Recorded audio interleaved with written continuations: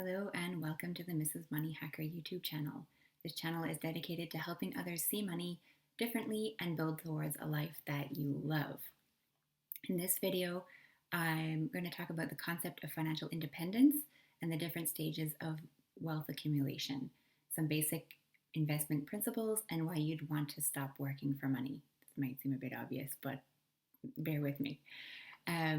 So the concept of financial independence, the definition of this varies depending on where you read it, but at a high level, basically, it's when your cash flow from your assets can cover your living expenses. So you're basically living off the interest of your expenses. The different stages of wealth, then I'll go into, they can be broken down into 9 main steps.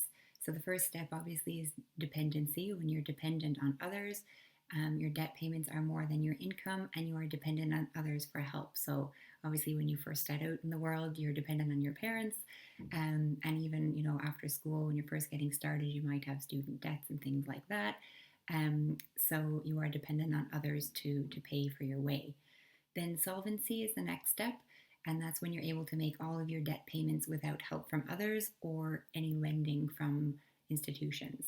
Then stability is when you've built up a bit of an emergency fund to cover any unexpected expenses as and when they arise. The next step then is when you're debt free, but that's not including your mortgage. So you've paid off all of your high interest debts, excluding your mortgage. Then the next step is your net worth positive. And what this means is that your assets, the value of your assets, exceeds the value of your liabilities. Then step 5 is security. So your annual cash flow from your assets exceeds your basic survival expenses. And then step 7 is your independence, which is what we're talking about. So it's when your annual cash flow from your assets exceeds your annual expenses. And at this point that you no longer need to work for money. Not to say that you won't work, but you no longer need the money from that job to cover your expenses.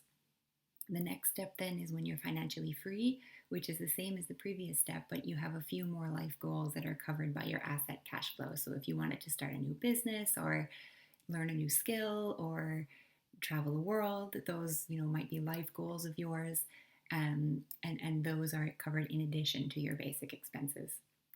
Then the last step is abundance, and that's when your annual asset cash flow is more than you'll ever need.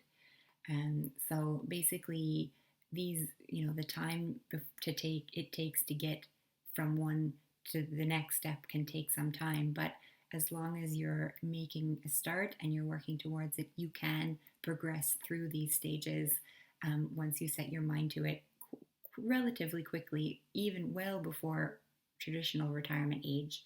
And progressing to each stage then gives you more and more options and the freedom to take more risks with your life and career choices than you would if you were in the previous stage. So it's just good to know that these stages are there and to be aware of kind of goals that are not like this big bang approach. You can set smaller goals in between each of these stages and see your progression over time.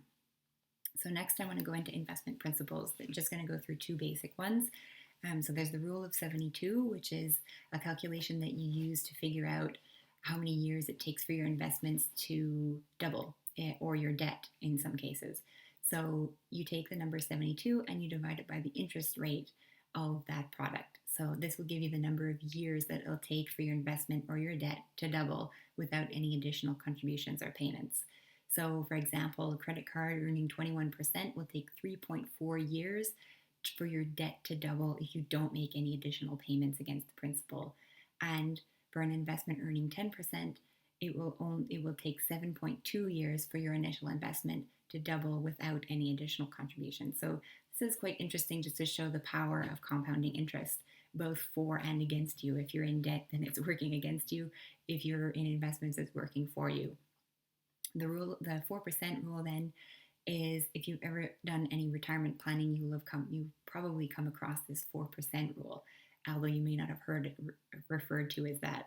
So what this is, it's based on a study done by Trinity University in 1998, and it was in an attempt to determine the safe withdrawal rate from a retirement portfolio that contained assets that perform irregularly over time. So if you're invested in the stock market, as if you may know, if you're invested in it or if you're watching it, interested in it, it does fluctuate quite drastically within short periods of time. So what this study was trying to do is to see in various, I think hundreds, even thousands potentially models, withdrawing a certain percentage from a portfolio, which number meant that you wouldn't run out of money over a long, prolonged period of time. So, as you may have guessed, the study found that this safe withdrawal rate was 4%.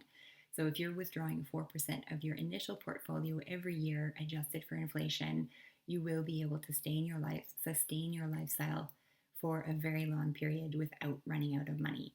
Though, of course, this depends on the performance of your portfolio and something called sequence of return risk, which I won't go into in this video, but you can check it out. I'll link to it in the description below if you want to read more about that.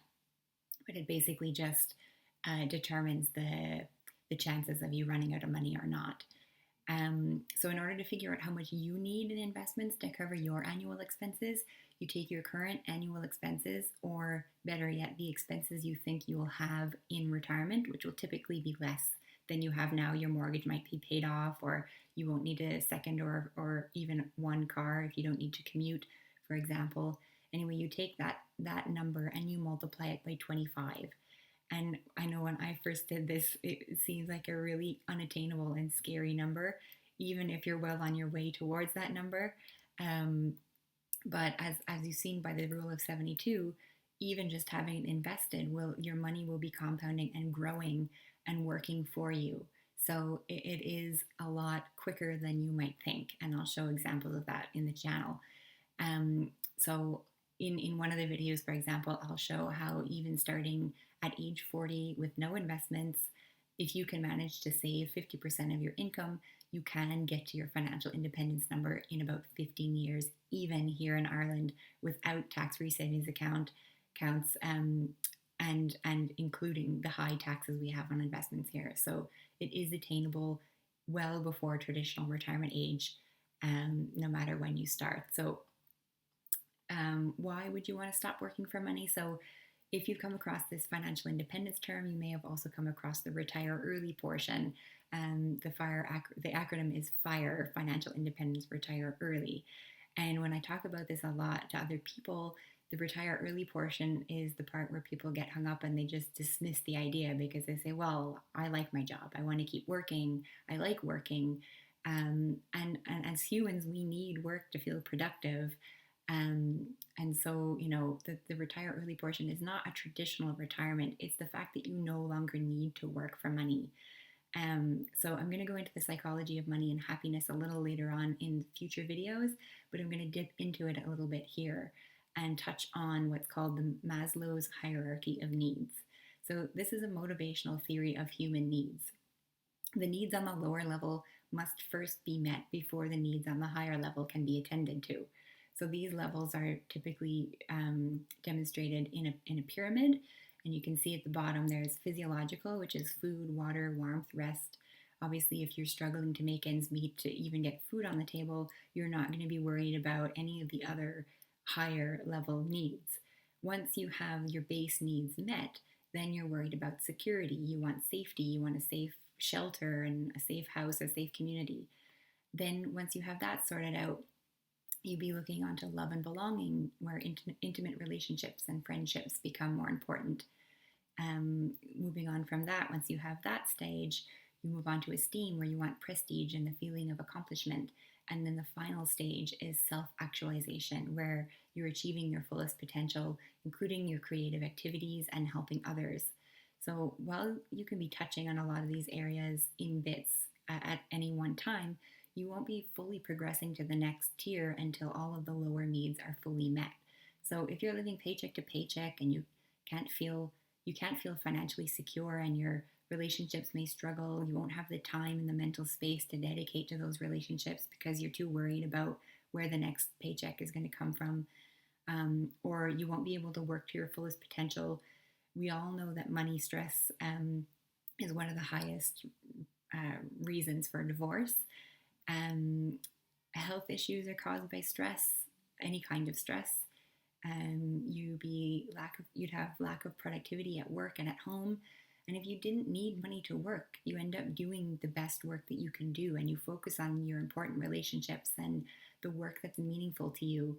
Um, so these are the things that no longer needing to work for money, you could still be working even though you no longer need money. Um, and that's the kind of life that it can bring you. So now I'm going to paint a picture, and I want you to imagine a life where you no longer stress about money. You have cash at hand to cover unexpected expenses. You have cash at hand to pay for your annual expenses in full. You no longer live paycheck to paycheck. You no longer feel trapped in a job that you don't love.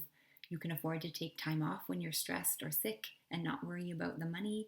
You can afford to take extended breaks from work to travel and spend time with family and do the things you love most, and do things that have expiry dates, like spending time with your kids before they go to college. You have the freedom to work on projects or jobs that you're passionate about, and you have enough assets to ensure your family don't need to worry about money if you get sick or if you pass away, without the worry if your illness insurance or your life insurance will pay out. Um, you will just have those assets already. So if you earn enough money to cover your base expenses and you have even some money left over, you can achieve this lifestyle well before traditional retirement age. And if you stay tuned and subscribe to this channel, I'll work through in the next videos how the psychology of money and the recipe for happiness can help you to build a sustainable budget that doesn't impact your happiness. So you can actually live on quite little and still be very happy. And I'm going to show you how you can do that once you understand why you feel the way you do about spending money and things like that. So stay tuned. I'll talk to you soon.